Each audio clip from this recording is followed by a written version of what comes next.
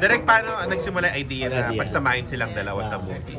Actually, naisip ko lang kasi meron akong pinangako kay Ma'am Boots at meron akong pinangako kay Ma'am Charo na hindi mga natuloy pa na mga projects. And then naisip ko sila ito. Nakwento ko nga kanina kay Mel. Parang mahaba kasi yung bakasyon ko nun sa Portugal.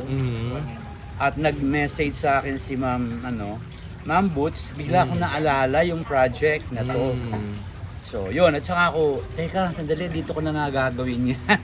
So, ginawa ko na yan sa Portugal. And then, habang nandoon ako, Kailan po yun, Direk? kailan ba ako nandoon? Ginawa mo yung script. Oo, sinend ko yung, nag-pitch ako kay Ma'am Charo, gusto niya, nag-pitch ako kay Ma'am Boots, yun. May casting na ako kay Angels, nabiyang ko na siya. Si At saka Barbie. hindi pa si Barbie, wala pa nun, wala pa si Barbie. Yung mga ano muna, yung mga kwan muna. Veterans muna. So yun, ganun nag-umpisa. May ano siya, may mga inspiration ako dito, siyempre, as usual. Na real life. Yeah, about Alzheimer disease, about yung Lesbian couple. lesbian couple. Of course, yung relationship ng mga may edad, not necessarily yung lesbian, but yung the meaning of love in a way. No? May pinagkunan ka ba ng kwento niyan tungkol sa lesbian couple na Bakit may ganung lesbian ba? hindi mga friends mo. Wala Mukha mo ba na ako lesbian sa'yo? Sasabihan ba si Gorgie na embargo? Sabihan ba? Sabihan mo na Sasabihan ba lang. si Gorgie na embargo? Baka ibalita niya Alam sa naman radyo niya. ngayon. Wala, hindi, makinig na tayo, nasa Kwento ng radyo na. friends mo. Ano? Embargo Diba? kami. Biglang nasa Dali, radyo. eto na, so ng direct. friends mo or ano, wala. O tapos direct you found out na gusto pala nilang gumawa ng gano'n. Excited sila.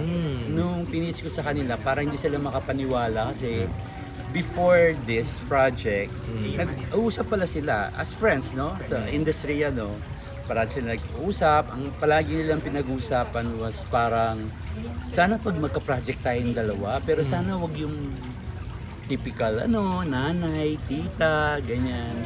Sana, merong lesbian relationship. Sabi nila. Ma'am Charo and Tita Boots to ha. Silang Ganun ang- dalawa nag-uusap. Parang ganun ka, yung utak nila na parang sayang naman kung magsama tayo at para magkumare or whatever, ganyan. Sana may relationship, lesbian, wala pang ganun. Sabi. So siguro narinig ko yung kanilang manifestation. Nag-manifest. So ayun, yun ang in-offer ko sa kanila, more than willing, more than welcome. Kasi nandun na yan sa nila utak nila Back of their mind, before pa nandun na Yeah, they were very happy. Ask ko lang doon sa script ba, may kissing scene pa talaga? O ano? O baka Yung mga nag-compromise sila na wala? Hindi, wala. Ayoko talaga. Kasi unang-una, ayoko nang may ganung magkaroon ng parang intimate, parang ganun. Hindi kasi ganun yung intent ko naman.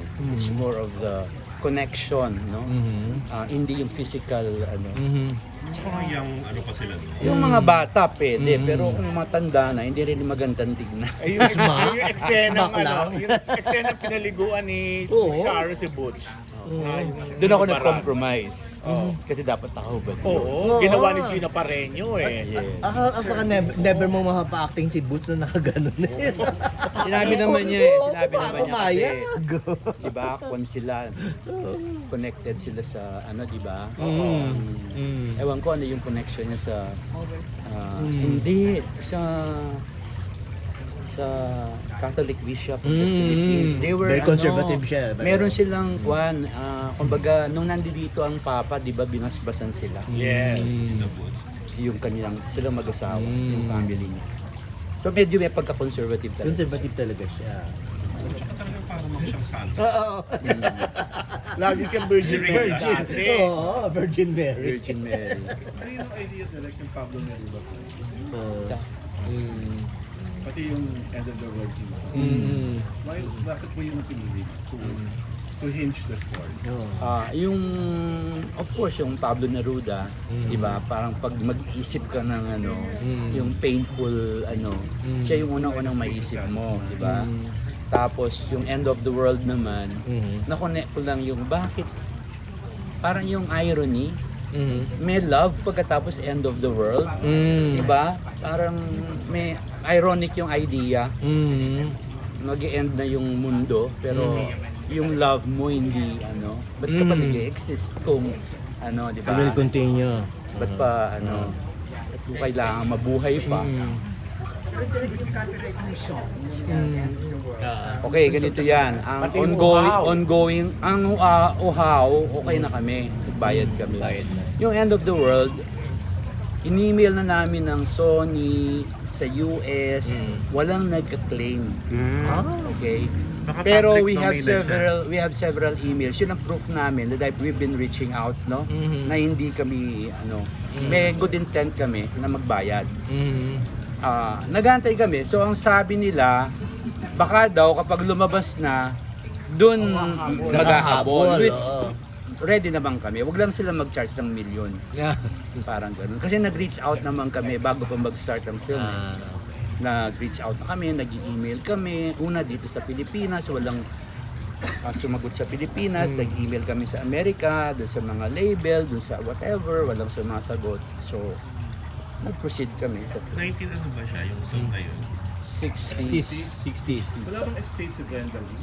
At saka kung 60s, 1925 ngayon, more than 50 years na siya. Public domain. So parang public domain na siya, kaya wala nang yun din ang iniisip namin. Wala nang mag-claim ba, kumbaga okay na siya. So, inilaban mo talaga yung song, Pero napaka-ironic kasi ng song. Ba't di OPM? Wala. Well, at saka matatanda na sila, di ba? So, probably during their time, yun ang team song nila, yun ang ano nila. Yeah. Yun ang music that time. During that